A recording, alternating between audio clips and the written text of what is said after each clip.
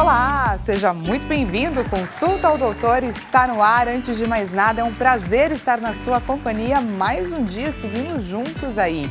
No programa de hoje, nós vamos falar sobre as mudanças climáticas e de que forma elas podem afetar os nossos pets, pois é, os nossos bichinhos. O programa de hoje está diferenciado, afinal de contas, quem cuida dos pets somos nós, é claro, os tutores. E é muito importante que a gente tenha a maior gama de informações para que a gente consiga cuidar da saúde deles de forma consciente, combinado? Se você conhece alguém a quem esse tema possa interessar, nós estamos em transmissão ao vivo através do site www.hittv.com.br. Então corre lá no seu celular e clica naquele link de transmissão, de compartilhamento e envie esse link, é claro, para quem esse tema possa interessar. Fora isso, como você já sabe, esse programa é feito para você e também por você, então te convido a fazer parte aqui do nosso bate-papo. Envie o seu relato, a sua dúvida aqui para o 0 Operadora 11 3337 5886 para o nosso WhatsApp. E fora isso, claro, nós temos enquete acontecendo neste exato momento lá no nosso Instagram, no @consulta ao doutor. Corre lá e participe, estamos aguardando, é claro, pela sua participação. Diretor, coloca pra gente a nossa enquete na tela. Vamos conferir o que o Consulta ao Doutor quer saber de você. Mitos e verdades sobre pets. Vamos ver se você está afiado. No inverno, gatos e cachorros sentem mais fome. Será que eles são como a gente? Tosar é a melhor opção no verão. Sabe fazer aquela tosa, aquela sensação que a gente tem, que a gente deixa os nossos cachorros fresquinhos? Ou então você é daquelas pessoas que dá frutas para refrescar? Entra lá e participa. Estamos, é claro, aguardando a sua contribuição. Nosso objetivo hoje, gente, é entender como o clima, como o quente, como o frio pode afetar, é claro, os nossos amiguinhos de quatro patas e quais são os cuidados que são essenciais, porque o nosso trabalho aqui é prevenir, evitar que eles fiquem doentes. Então, para essa nossa missão de hoje, recebo e apresento a vocês a doutora Naiane Porfírio. Ela é pneumologista e também cardiologista veterinária. Seja muito bem-vinda, doutora. Muito obrigada, Daniela. É um prazer estar aqui e compartilhar com o pessoal de casa informações e poder orientar referente à questão dos pets. Pois é muito importante, gente, porque hoje em dia praticamente todo mundo tem um pet para chamar de seu. E é muito bacana a gente aproveitar esse nosso alcance para trazer informação. Afinal de contas, quem cuida dos pets somos nós, não é verdade? Com certeza, sim. Então é muito importante que a gente esteja bem informado, munido de informação e informação de forma consciente. Primeiro, doutora, eu gostaria de entender um pouco quais são as diferenças básicas entre cães e gatos quando o assunto é o clima. Eles reagem de forma diferente, eles sentem o clima, o quente, o frio de forma diferente. Queria começar por aqui. Tá. Na verdade, isso tem diferença não só entre essas duas espécies, cães e gatos, mas também entre as raças, entre esses animais. Porque se a gente for pensar na questão dos cães, a gente tem os animais que sofrem muito com o calor, por exemplo, que são os animais braquicefálicos, que são aqueles que têm o narizinho achatado, sabe? Pug, bulldog, um boxer, Shih Tzu. Então, todos esses que têm o narizinho achatadinho, eles vão sofrer muito mais com o calor, porque eles já têm uma dificuldade respiratória. E aí a gente pode conversar sobre isso para poder explicar, porque os cães, para perder temperatura, eles precisam do sistema respiratório apto para conseguir fazer essa troca. Eu posso me aprofundar daqui a pouquinho.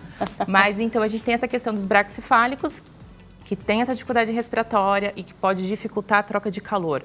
Mas também tem os cães que são extremamente peludos. Então, se a gente pega um Spitz, um Husky siberiano, um Chow, né? Então, são animais que são extremamente peludos, tem aquela pele bem densa, que até mesmo quando a gente vai dar um banho, né, joga água em cima, mal chega na pele, né? Sim, de tanto pelo que eles têm. Então, eles sofrem muito mais com calor, porque é como se a gente estivesse no verão com um casaco de pele, né? Como se estivesse com um moletom bem grosso. Então, se a gente passaria muito calor nessa situação, imagina eles com todo aquele pelo. Então, tem a diferença, sim, entre cães e gatos, mas também tem entre a questão das raças, né? Os gatos também, aí tem os gatos que são peladinhos, então acaba sofrendo menos. Tem o persa, que tem bastante pelinho. Tem o persa, que tem muito pelo, e além disso, ainda também tem o narizinho achatado. Tem outros que não têm o focinho achatado, mas que também é extremamente peludo.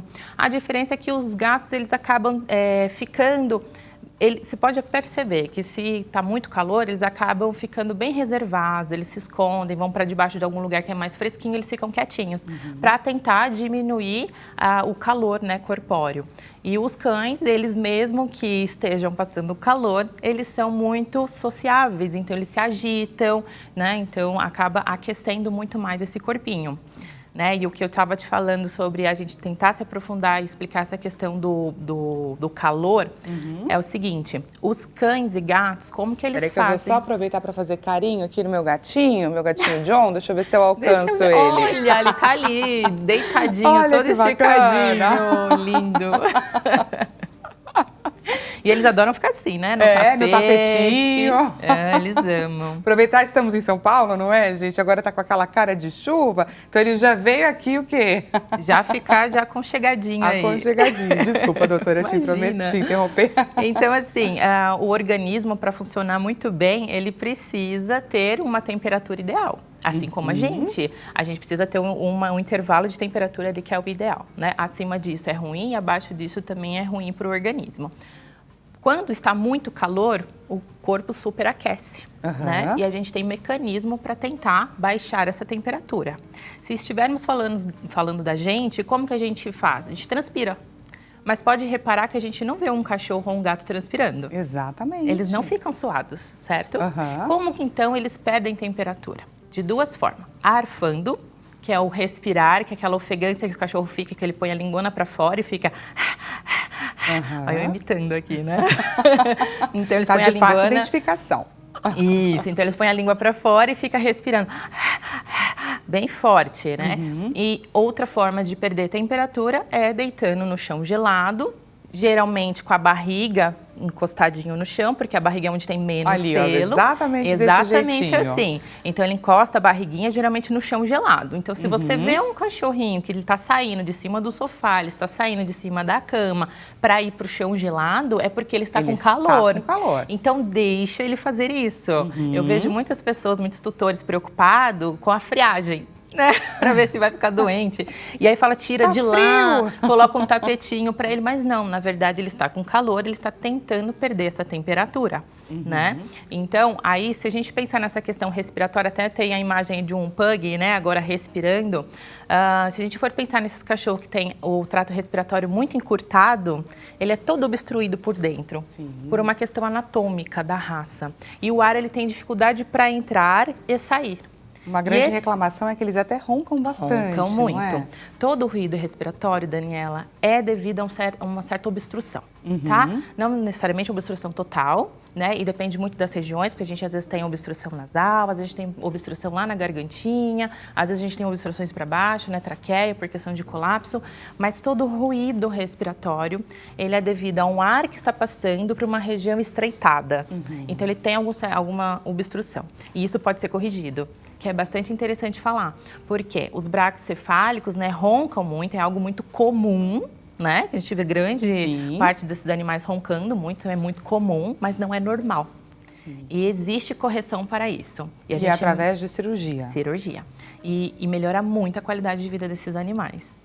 Eu brinco até com os meus clientes, né, quando vai passar em consulta, eu falo assim, vamos ter só uma ideia de como é difícil respirar no lugar deles. Então, se eu só não preciso fechar totalmente meu nariz, mas se eu diminuir o diâmetro aqui das minhas narinas e tentar respirar, eu tenho dificuldade para respirar.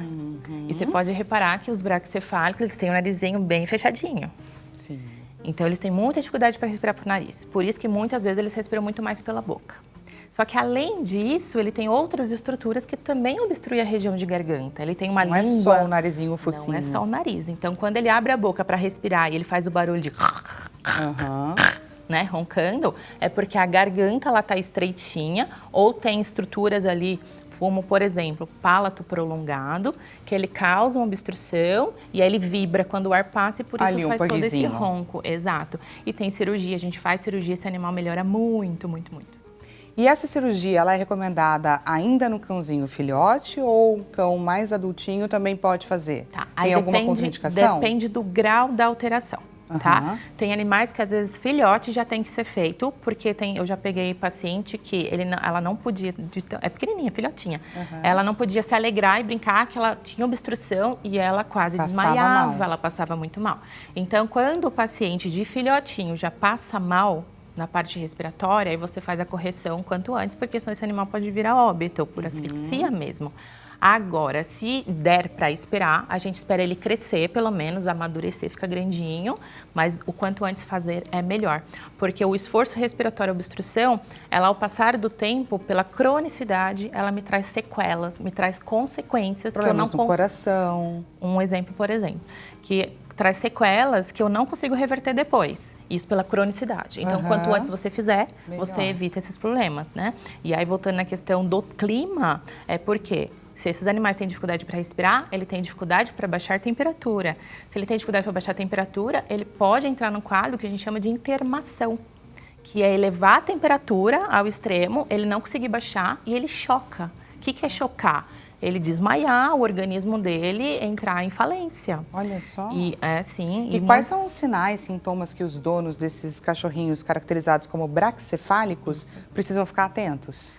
Ruído respiratório. Quando tem muito ruído respiratório, já precisa ir atrás de um especialista para poder cuidar dessa parte, orientar quanto ao tratamento. Tosse, se estiver presente, né? E aí, no caso da parte respiratória, ofegância excessiva, você está vendo que está calor, ele está buscando um lugar geladinho para tentar refrescar.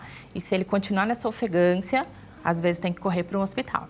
Então, nestes casos, sempre tomar muito cuidado com a alta temperatura. Deixar ele para o chão gelado, se for necessário, dar um banho de água fria mesmo. Não passear com ele na rua, quando o sol está lá rachando, isso é muito importante, o chão está quente, né? Então, tem que ter muito cuidado com essas situações. É mudar a rotina do cãozinho, caso esteja muito quente, porque esses especificamente sofrem demais no clima muito quente. E por falar em clima, gente, nós estamos agora na primavera, né? A primavera pra gente começou no dia 22 de setembro, vai até o dia 21 de dezembro e é claro, é uma estação que tá caracterizada aí como uma estação um pouco mais amena, na verdade deveria, porque ela traduz o quê? A passagem do inverno, que é uma estação predominantemente mais fria, para um verão mais quente. Porém, estamos aí vivendo tempos diferenciados, não é verdade? Com diversas ondas de calor e etc. Então, por isso, gente, esse tema, apesar de estarmos tratando na primavera, ele é, claro, de muita importância. Sim, porque aqui a gente já tem risco, porque realmente as temperaturas estão elevadas, mesmo na primavera. E a gente espera que no verão talvez isso vá piorar muito. Então, já orientar agora para que a gente não tenha complicações, porque no finalzinho do ano passado, quando teve aquelas ondas de calor extrema aqui em São Paulo, teve vários pacientes que vieram a óbito por calor. Pois é, gente, o assunto, ele é realmente de muita importância. A gente pensa, né, se a gente sofre com isso, se a gente tem várias mudanças no nosso corpo de humor, estresse, diversas coisas acontecem com a gente, imagina com os bichinhos pequenininhos e eles não conseguem nem falar para dizer para a gente, é claro, que eles estão precisando de ajuda, que eles estão passando mal. E quando a gente fala sobre variação de temperatura, nós, por exemplo, ficamos resfriados. E os cãezinhos também ficam, não é, doutora? Podem ficar. Quando a gente pensa, aí depende do clima, né? Quando a gente pensa no clima gelado, frio, geralmente as doenças virais, ela vem em abundância, né? A gente predispõe as doenças virais. Quando a gente pensa em calor extremo, tempo seco, pode vir sim também doenças respiratórias, mas a gente pode pensar no tempo quente e úmido, a gente pode pensar nos vetores. Que aí entra as doenças que são transmitidas por vetores. O que são vetores? Carrapato, mosquito, por exemplo, pulga, né? Então, na época de verão e tempo mais úmido, a gente pensa mais em vetores. Frio, a gente pensa mais em doenças virais. Mas o clima seco, ele prejudica muito o sistema respiratório, principalmente. Claro, ele mexe com todo o organismo, mas o sistema respiratório é o mais prejudicado. E voltando a falar um pouquinho sobre a gripe nos cachorros, como que a gente consegue identificar? Porque um simples focinho escorrendo é muito comum, não é? Isso. A gente vê muito o narizinho às vezes molhadinho, uma aguinha escorrendo aqui, até aí tá tudo bem. A não ser que ele tenha isso, só que ele tenha espirros, com frequência, ele tem olhos vermelhos, ele se esfrega com o focinho no chão porque ele está coçando os olhos. Como ou se ele com a tivesse própria uma conjuntivite? Exato. Como se ele tivesse inflamado. Aí ele pode ter inflamação tanto de nariz, né, causando uma rinite, quanto de olhos.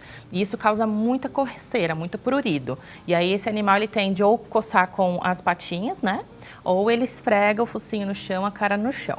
Só que nunca um resfriado por doença, pensando aí nas doenças virais, ele vai vir só como um líquidozinho. Ele vem com outros sinais. Então a gente pode ver tanto essa coceira, pode ver às vezes secreção ocular, secreção nasal além da aguinha. Essa secreção seria um catarro mesmo, né? Então, uma secreção mais amarelada, mais viscosa. Ou às vezes a gente nem vê aqui saindo pela frente, porque muitas vezes é drenado lá pelo fundo. E esse animal engole, a gente não percebe. Mas quando essa secreção às vezes é drenada lá pelo fundo, esse animal pode ter tosse. Então, a gente vê vários sinais, além de uma aguinha saindo pelo nariz, né? Então, espirros, coceira dos olhos, secreção ocular, tosse. Então, geralmente, a gente vê isso.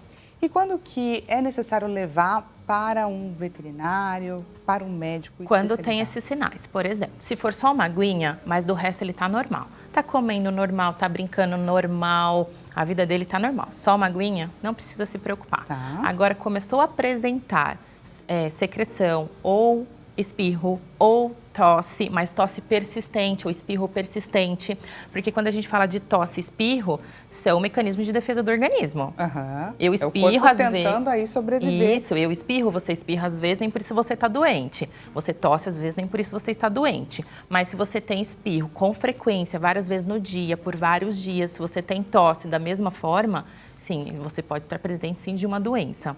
E aí já é necessário sim levar no veterinário. Às vezes o animal começa a ficar mais apático, começa a não querer comer, pode ter febre, mas febre é algo às vezes difícil da gente pegar nos animais, porque às vezes eles fazem picos de febre e passa despercebido.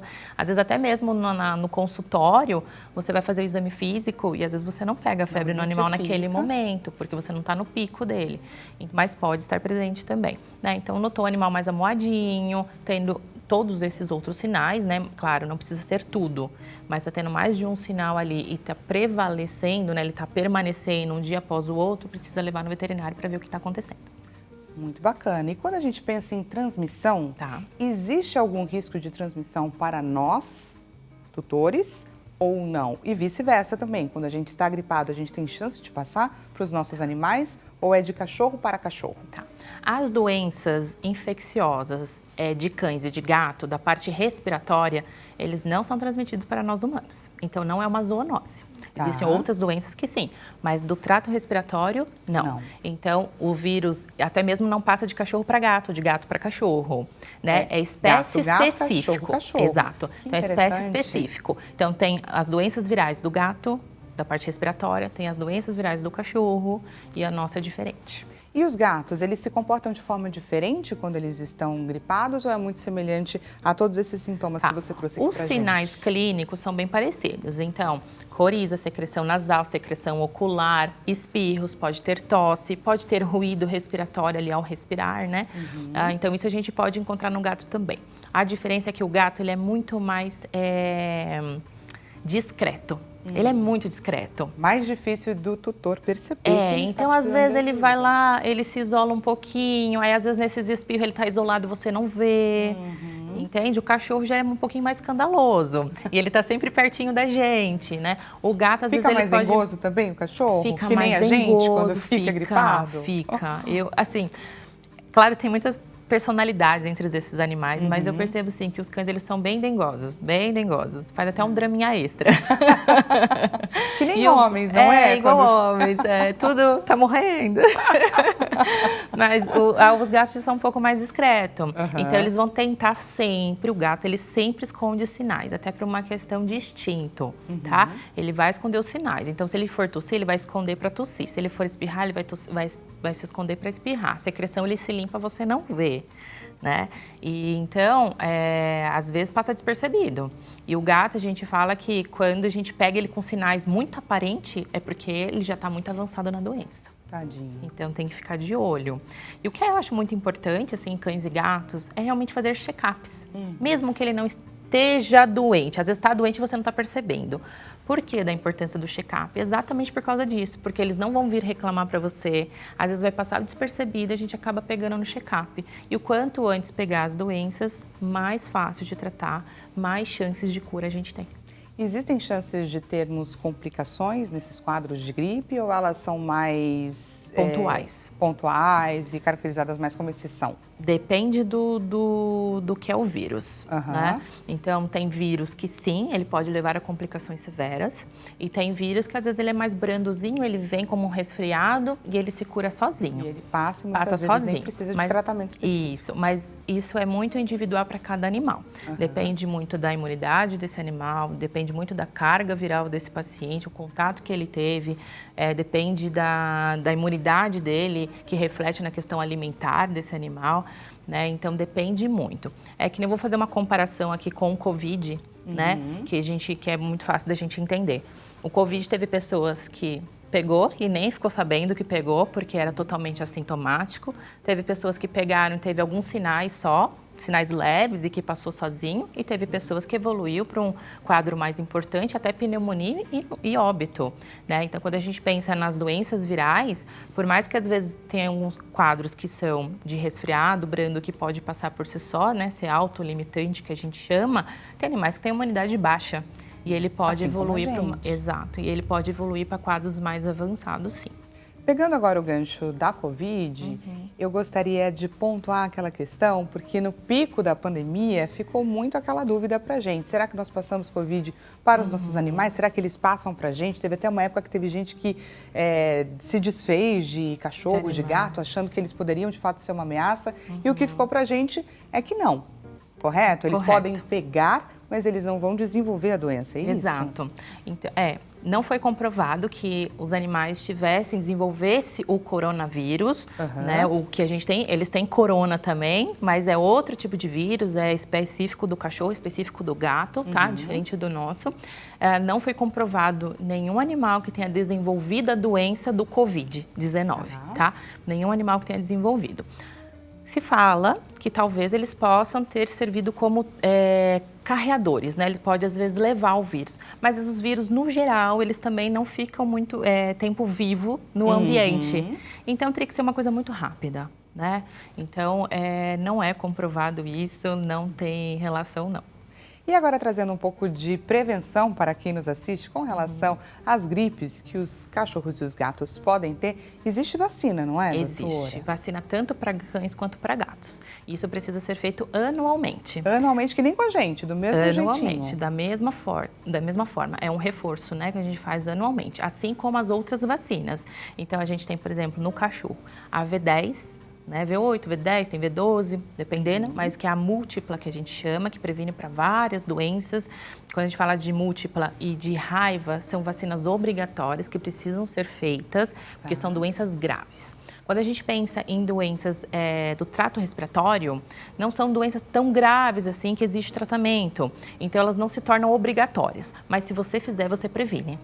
Então, vale muito a pena você investir nessa prevenção, né, na vacinação anual. E do gato, ele já está incluso na questão das vacinas obrigatórias. Então, ele não tem essa que é opcional, não. Do gato, realmente, ela é obrigatória e você faz anualmente também, lá desde filhotinho, né? Então, pegou um filhotinho, tem um integrante novo na casa, né?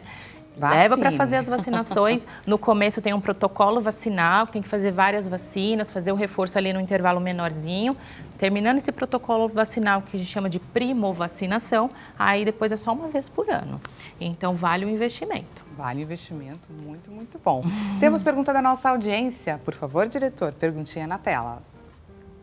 A pergunta da Cissa Leite, aqui de São Paulo. Antes de mais nada, Cissa, seja muito bem-vinda aqui na nossa conversa, no nosso bate-papo. Boa tarde a todos. Meu cachorro solta muito pelo, tanto no inverno quanto no verão. O que eu poderia fazer? Eu tenho um Golden Collie. Vamos ajudar a Cissa, doutora? Oi, Cissa. Então, sinto lhe dizer, mas ele vai continuar soltando muito pelo. É um Golden. O Golden é uma raça que solta muito pelo. O que vai acontecer é que, às vezes, no verão, ele vai soltar muito mais pelo, do que no inverno, mas vai continuar soltando o ano inteiro. Então, o que a gente tem é que algumas raças soltam mais pelo do que outras. E aí, por incrível que pareça, aqueles animais que têm um pelo bem longo, que parece cabelo, né? Tipo um Lhasa, o York, Poodle, ele solta menos pelo do que outras raças de pelinho curtinho. Eu entendo que o Golden tem um pelo médio aí, mas são raças que soltam muito pelo mesmo e não tem o que fazer. O que você tem que se atentar é saber se não está ficando falha. Se não estiver ficando falha de pelo, é uma troca de pelo normal. Agora, se estiver tendo falhas e lesões, é porque ele está com algum problema de pele, aí precisa de um dermatologista. E para você que está gostando aqui do nosso bate-papo, a gente vai para um rápido intervalo e já voltamos com mais Consulta ao Doutor. Te espero!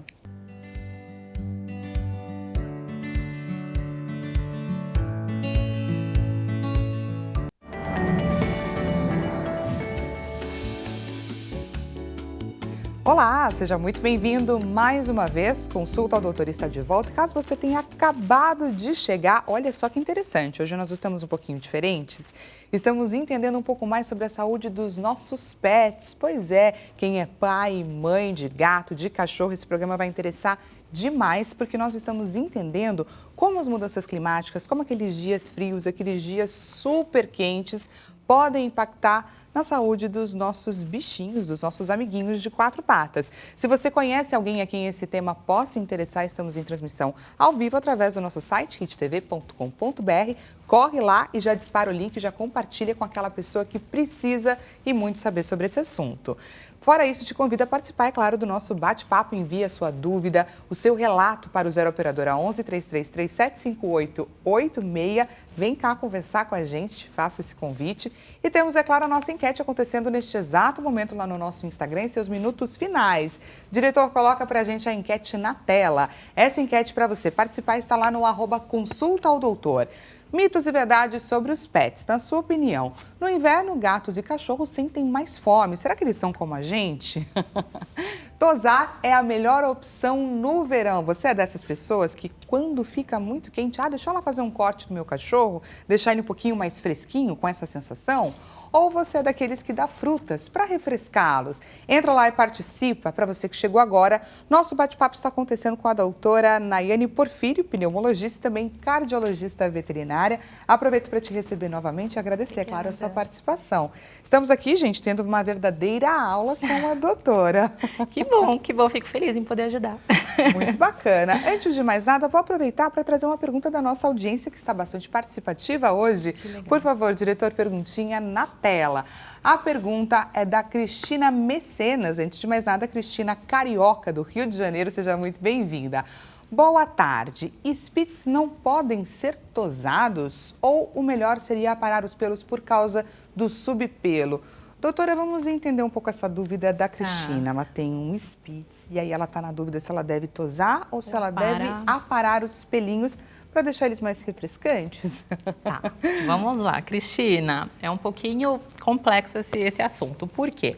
Algumas raças, eles não se sentem bem sendo tosados e ele tem o pelo como uma proteção. Então, esses animais que têm muito subpelo, que nem o Spitz, o Husky, o Chow-Chow, são raças que a gente não indica muito tosar. E aparar, você pode até aparar um pouquinho. Só que, mesmo assim, ele vai continuar quente, esse animal. Por quê? Tem um subpelo. Para você tirar esse subpelo, você teria que raspar esse animal. Olha só. Porque o subpelo ele é bem pequenininho, ele fica bem na raiz. Então, se você for ver, ele quase não tem espaço de pele. É um pelinho bem grudadinho no outro. Tá? Então, assim, mesmo você aparando, o subpelo vai estar lá. Mesmo você tosando, o subpelo vai estar lá, a não ser que você raspe ele na zero, né? O que não é indicado a gente fazer, sinceramente, nessas raças em específico. E qual é a alternativa? Aí a gente tem que procurar alternativas para tentar refrescar esse animal. Tentar refrescar o ambiente. Ar-condicionado vai muito bem para baixar a temperatura.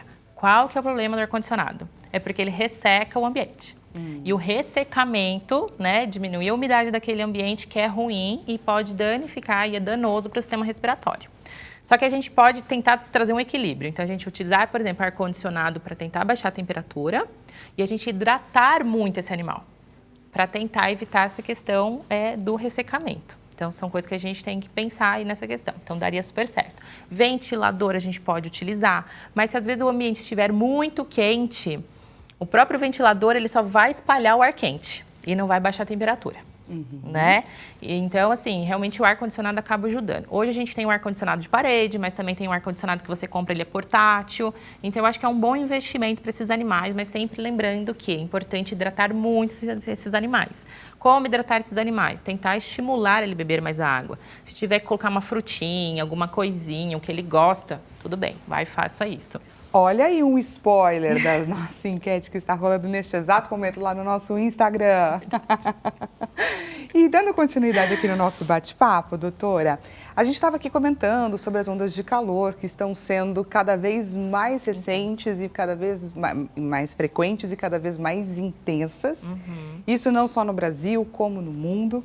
E aí a gente traz aqui a importância, mais uma vez, de falar sobre esse assunto. E eu queria entender, doutora, o que é o estresse térmico.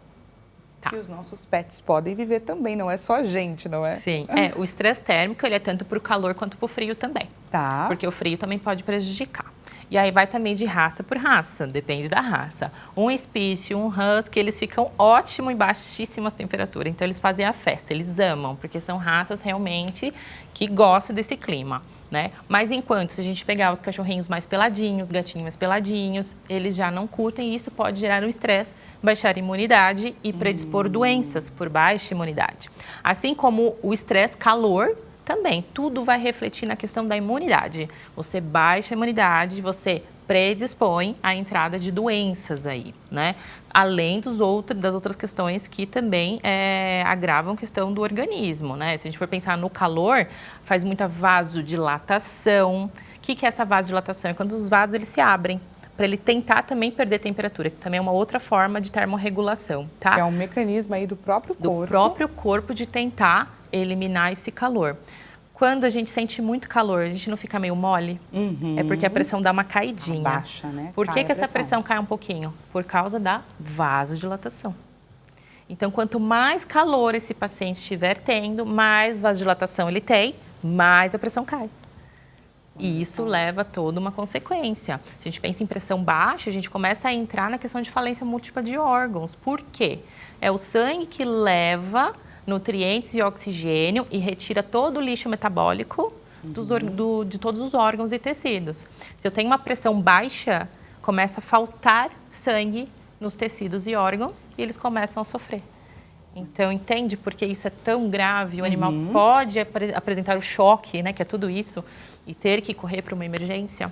Então, é basicamente isso. E na questão do frio, né, a gente pensaria, aí ao contrário, em vez de fazer vasodilatação, aumentar esses vasos, ele constringe, ele fecha os vasinhos para tentar segurar a temperatura corpórea e não perder para o meio, né? Então, se ele fecha, só que às vezes ele fecha tanto que a gente também não consegue, o sangue não consegue chegar nos tecidos e órgãos porque teve uma vasoconstrição importante. Olha só, gente, como que funciona? Queria entender um pouco mais o que seria uma temperatura alta e uma temperatura baixa para cachorros e gatos. Eles sentem de formas diferentes? Eles sentem mais calor do que a gente e menos frio, vamos dizer assim. Então, e aí também tudo depende. Tudo depende? Tudo depende, gente, nessa vida, tudo depende. Por quê? Vai depender do quanto que ele vai conseguir resfriar. O que importa, de fato, é a temperatura corpórea. Não estou falando de temperatura do ambiente, estou falando de temperatura corpórea. Vou colocar uma média entre cães e gatos, seria o ideal, de 37 a 39. Eles têm a temperatura um pouquinho maior do que a nossa. Tá? Então, até 39, de 37 a 39, para eles tá legal essa temperatura. Abaixo disso é ruim e acima disso é ruim. E aí vai depender de cada animal. É um animal que consegue perder temperatura pela respiração? Então, ele vai conseguir. Lá no início da nossa conversa. Então, a gente pode ter uma temperatura maior ambiental que ele vai conseguir chegar na temperatura normal dele. Agora, essa mesma temperatura vai refletir num braquicefálico? Não, reflete diferente, porque o braquicefálico já não consegue fazer a mesma redução de temperatura que um animal que não é braquicefálico. O animal peludo consegue fazer a mesma troca de temperatura que um animal que é peladinho ou tem um pelo bem curtinho? Não. Então, assim, tudo vai depender. O ideal corpóreo dos animais de 37 a 39. E aí o ambiente, a temperatura do ambiente vai depender muito daquele animal, o quanto ele consegue se adaptar, né? Então, Exemplo, se eu tenho um Spitz extremamente peludo, aí a temperatura do ar-condicionado vai ser muito mais baixa. Sim. Porque ele é peludo. Eu tenho um braquicefálico, a temperatura vai ser muito mais baixa. Muito mais baixa. Para eu conseguir aí você controlar. vai controlando de acordo com a característica daquele animal. Isso. Muito bacana. Temos mais pergunta da nossa audiência. Por favor, diretor, perguntinha na tela. Pergunta do César Roberto, mais um carioca participando aqui da nossa conversa. Seja muito bem-vindo, César. Olá, Dani e doutora. No verão, os cães devem tomar mais banho e banhos aí com mais frequência ajudam a refrescar? Vamos ajudar o César. César, ajuda sim, principalmente se você notar que o clima está muito quente, o dia está muito quente e aquele animal está muito ofegante, tentando trocar a temperatura, não está conseguindo, quer brincar? Aproveita, faz uma brincadeira de banho de mangueira, aguinha gelada, isso mesmo. Brinca bastante com ele na água gelada que vai ajudar ele a gastar energia ali, brincar. E aí baixar a temperatura também para ele não superaquecer. Porque pensa que um dia muito quente e ele brincando, sem uma forma dele perder essa temperatura, também ele pode entrar no quadro de intermação, que é a temperatura muito excedente. E vamos conferir, é claro, o resultado da nossa enquete. Por favor, diretor, resultado na tela. Mitos e verdades sobre os pets. Tosar é a melhor opção. No verão foi a alternativa aí mais votada, com 67%. No inverno, gatos e cachorros sentem mais fome. Será que eles reagem aí muito parecido como a gente? 17%. E em último lugar, 16% dão frutas para refrescar. Queria que você trouxesse o seu olhar sobre cada uma delas e, claro, sobre a primeira e a mais votada, tosar é a melhor opção. E aí, doutora? Então, depende. Depende da espécie, depende da raça. Então, se a gente for pensar em cães e gatos, gato, geralmente, a gente não tosa, às vezes nem dá banho, porque ele próprio já se limpa, então ele não tem essa necessidade. O cão, a gente precisa dar banho, precisa tosar. Mas a tosa vai para aqueles que talvez não sejam os Spitz, os Husky, o Chow, tá? Mas sim, ajuda bastante a tosa para tentar diminuir a temperatura corpórea, sim. E aí eu fiquei super curiosa a respeito de cães e gatos que no inverno comem mais, é verdade, doutora? Não necessariamente, não necessariamente. Isso é bem individual de cada animalzinho, viu? Uhum. Tem animal que às vezes no calor extremo e no frio extremo, eles acabam realmente não fazendo nada. Eles como se estivessem vegetando, eles vão deitar em algum cantinho e ficar quietinho. Por quê?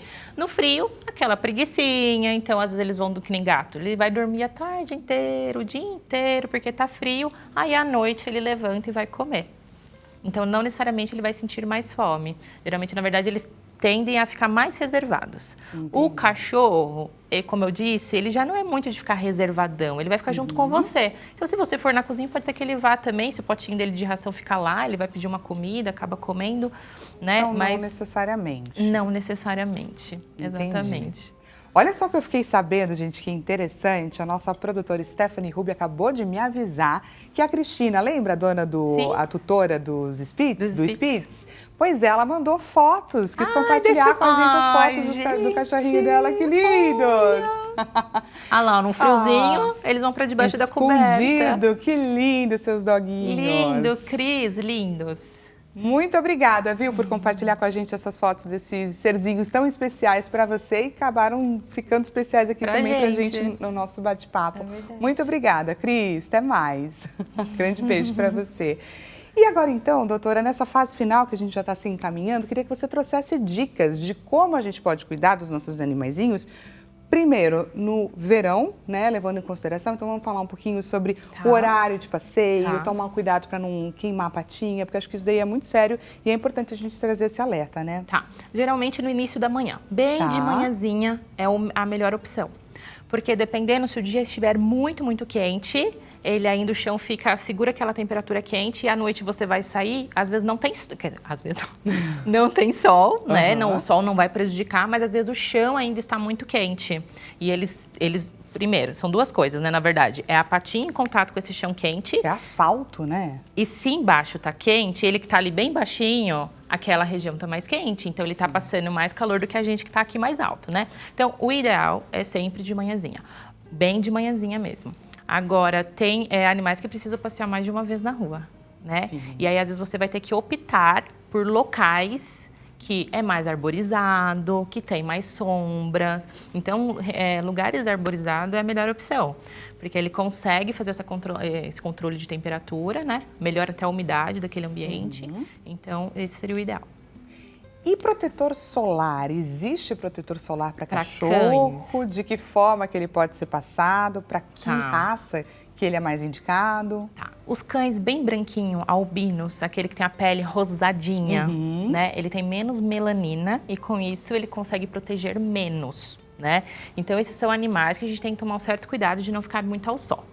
Protetor solar, a gente não vai conseguir passar no corpinho inteiro dele, concorda? Sim. Porque tem pelo. Então, no máximo que a gente vai conseguir passar no dorsal aqui do focinho, onde é mais peladinho, nas orelhas. Então, é interessante, se você conseguir fazer, sim, passar o protetor solar, ajuda, principalmente nesses animais albino. Mas se você conseguir evitar a exposição ao sol, é melhor, né? Mesmo porque eu fico imaginando, não é, doutora, que às vezes, até pela dificuldade de conseguir tirar o produto, limpar bonitinho, pode levar a dermatite, micoses, questões de pele que também acabam preocupando. Você resolve um problema e arranja outro, não é? Exatamente. Então, realmente. Então, assim, cuidar com a questão do sol mesmo. É importante tomar sol? Sim. Mas não no sol do meio-dia, né? Então, vamos pegar o solzinho bem fraquinho ali de manhã, que é interessante. Uma coisa que é interessante. É importante sempre o animal tomar um pouquinho de sol ali na manhãzinha ou final de tarde. Só que ele não pode também tomar sol no vidro. Precisa da janela estar aberta. Porque senão o vidro, ele bloqueia o lado positivo. Os raios. E os raios ultravioleta, que é positivo, né? Para vitamina D, etc. Quando tem o vidro, ele só passa o que é ruim. Olha então, janela aberta, gente. E isso é muito bacana de ser falado aqui na nossa conversa, porque muita gente, até por uma questão de proteção do animal, vou deixar ele ali tomando um solzinho, mas janela vou fechar fechada. A janela para não correr nenhum risco. Mas então tela de isso proteção. Não é muito indicado. Isso, janelinha aberta. Se ela estiver fechada, a gente não está tendo benefício nenhum aí. Então, janelinha aberta, mas tela de proteção. Tela de proteção, é claro. Importantíssimo, importantíssimo. Maravilha, muito bom a gente ficar sabendo sobre isso. Com relação à alimentação, a gente tinha até a terceira alternativa da nossa enquete, que a gente acabou não comentando aqui ainda, verdade. Mas sobre dar frutinhas e tudo mais. É bacana, é indicado ou depende? É indicado, sim. Depende da fruta também. Depende da fruta, tem que entender que fruta é essa. Depende Quais são da as indicadas e as contraindicadas também. Isso, então o que a gente pode utilizar para animais? Melão, maçã, banana, mamão.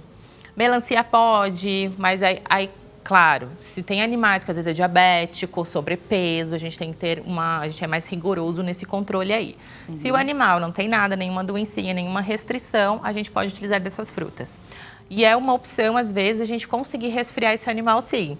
Então, um melãozinho gelado, uma maçã gelada, ou até mesmo colocar um pouquinho na água. Tem animal que, às vezes, não quer tomar muita água pura, mas se você pôr uma frutinha ali dentro, ele toma. E aí vai de cada animal. Tem animal que gosta, sim, tem animal que não. Sempre importante estimular a ingestão hídrica. Muito importante. E outra forma de a gente estimular também, às vezes, é dando alimentação úmida. Que a gente tem no mercado hoje sachês, a gente tem patê. E mesmo que eles já venham úmidos, você ainda pode pôr um pouquinho de água, misturar ali, né, diluir um pouquinho mais, para que eles consumam ainda mais água. Então, e como eu falei no comecinho do programa, a gente trouxe esse tema aqui porque, é claro, é importante a gente instruir os tutores, falar para eles o que deve ser feito, o que não deve ser feito e tudo mais, para que a gente consiga, é claro, cuidar desses amiguinhos que eles são tão importantes, essas companhias tão incríveis na nossa vida. Queria agradecer demais a sua presença aqui com a gente, que você trouxesse, é claro, suas considerações finais, assim, aproveitar esses minutos para trazer o que é importante para os tutores ficarem atentos. Gente, muito importante, uma boa alimentação para os seus pets, tá? E essa boa alimentação pode ser uma ração de qualidade. E se for pensar na alimentação natural, que ela é excelente, mas desde que, isso é importante, desde que seja balanceada. Então, precisa de um nutrólogo veterinário para fazer o cálculo e colocar o que ele precisa de cada coisinha. Não pode ser no olhômetro, não. Em casa, eu vou dar isso, eu vou dar aquilo, porque você pode faltar nutrientes para esse animal. E então não é o ideal. Então, assim, uma boa alimentação, ou uma ração de qualidade, ou uma alimentação natural, se for a sua opção, mas desde que balanceada e prescrita por um nutrólogo. Vacinar os seus pets é muito importante, gente. Vale muito o investimento, não é caro. Você só vai fazer isso uma vez por ano e você previne muitas doenças, tá? Principalmente agora com essa loucura climática que traz muito mais doenças, tanto virais quanto parasitárias e tudo mais. Então, vacinação é muito importante. E fazer check-ups. Check-ups também, se você consegue fazer, se você não consegue fazer a cada 6 meses, mas pelo menos uma vez ao ano, leva no veterinário, faz alguns exames de check-up, porque a maior parte das doenças crônicas, elas acontecem inicialmente de uma forma muito silenciosa. Então, você não vai nem perceber que o seu animal está doentinho. E o quanto antes a gente diagnosticar, mais chances de cura a gente tem. Então, acho que são as 3 coisas principais, porque e ingestão hídrica, gente, importante. Ingestão hídrica. Então, alimentação, água é importante, vacinação e check-up. Muito obrigada mais uma vez. Espero que você aí do outro lado da tela tenha gostado aqui desse tema inovador que nós trouxemos no programa hoje. Aproveito, é claro, para deixar aqui os contatos, as redes sociais aqui da doutora, para você entrar em contato com ela, mandar seu comentário, agradecê-la e tirar suas dúvidas, é claro. Ela deixa à sua disposição. Então, doutora Nayane Porfírio, pneumologista e cardiologista veterinária, o Instagram dra.nayaneporfírio. Ela deixa também à sua disposição o Instagram do consultório, né, da clínica, La Classe Vet, e também, gente, o site nayaneporfirio.com.br. Queria saber, gente, não sei aonde foi parar o meu gatinho John. Você viu ele por aí? Não vi, ele deve ter ido comer, eu acho. Eu acho que esse horário ele foi comer, mas agradeço, é claro, a participação dele também aqui com a gente. Pessoal, nós voltamos a nos encontrar amanhã nesse mesmo horário, combinado? 16 horas, com mais um assunto interessantíssimo para a gente conversar. Muito obrigada, doutora. Até amanhã. Tchau. Ele realmente não está mais aqui com a gente.